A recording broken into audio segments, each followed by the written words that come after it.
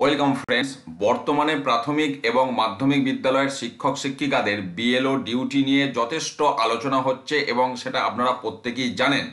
এবং এই বিজ্ঞপ্তি যদিও ডিএম অফিস এবং ডিস্ট্রিক্ট ইলেকশন অফিস মুর্শিদাবাদের পক্ষ থেকে পাবলিশ করা হয়েছে, কিন্তু চিত্রটা সারা রাজ্যে একই। আজকের তারিখের এই বিজ্ঞপ্তি 11ই জুলাই। ডিএম অফিস থেকে এই বিজ্ঞপ্তি দেওয়া হয়েছে সেকেন্ডারি এবং প্রাইমারি ডিআইদের উদ্দেশ্যে, এবং এখানে সাবজেক্টে বলাই হচ্ছে যে অ্যাসিস্ট্যান্ট টিচারদের বিএলও অফিসার হিসাবে অ্যাপয়েন্টমেন্ট সেই সম্পর্কিত। ফার্স্ট প্যারাগ্রাফে যেটা বলা হচ্ছে, গভর্নমেন্টের বিশেষ কিছু ক্যাটাগরি রয়েছে, যার মধ্যে প্রাইমারি এবং সেকেন্ডারি বিদ্যালয়ের অ্যাসিস্ট্যান্ট টিচাররাও রয়েছে।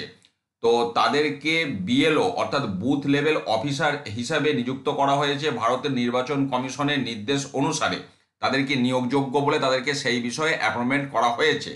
দ্বিতীয় প্যারাগ্রাফে যেটা বলা হচ্ছে যে, তবে দেখা যাচ্ছে যে কিছু সহকারী শিক্ষক নিয়োগপত্র গ্রহণ করতে বা বিএলও দায়িত্ব পালন করতে অনীহা প্রকাশ করছেন, যদিও তারা সরকারিভাবে মনোনীত ও নিযুক্ত হয়েছেন।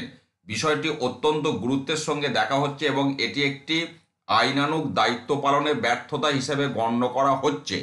তারপর থার্ড প্যারাগ্রাফে যেটা বলা হচ্ছে যে এই প্রসঙ্গে সংশ্লিষ্ট এসআই বা আপনার এসআই অফ স্কুল যারা রয়েছেন তাদের মাধ্যমে নির্দেশ দিতে বলা হচ্ছে সমস্ত অ্যাসিস্ট্যান্ট টিচারদেরকে নিচে দুটি যুক্তির সাপেক্ষে ফলোয়িং ডিরেকটিভস অর্থাৎ 1 এবং 2 নম্বরে দুটি ডিরেকশন দেওয়া হয়েছে।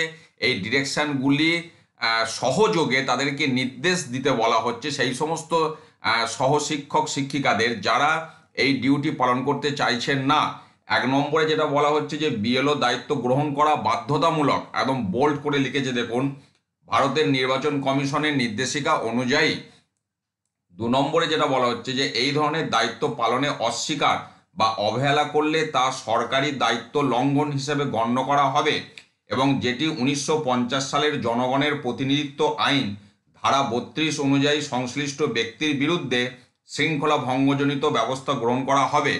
এবার এই যে section 32 of the representation of the people act 1950, যেটাকে লঙ্ঘন করলে বলা হচ্ছে, অ্যাকচুয়ালি এখানে শাস্তির যে বিধানটা দেওয়া আছে সেটা হচ্ছে 1 বছরের কারাদণ্ড অথবা জরিমানা, মানে আর্থিক জরিমানা, অথবা দুটোই হতে পারে। তো তারপরে শেষের দিকে যেটা বলা হচ্ছে, অতএব বিএলও মোতায়েন যাতে নির্বিঘ্নে সম্পন্ন করা হয় প্রত্যেকটি বুথের সাপেক্ষে, সেটা কঠোরভাবে পর্যবেক্ষণ এবং নিরীক্ষণ করার অনুরোধ জানানো হয়েছে এবং এই বিষয়টি অত্যন্ত জরুরি, সেইভাবে যেন ট্রিট করা হয়।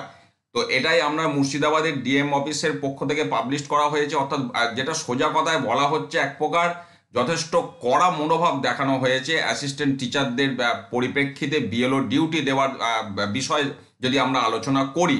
তো অবশ্যই আপনারাও কমেন্ট করবেন ভিডিওতে এই বিষয়ে আপনাদের মতামত।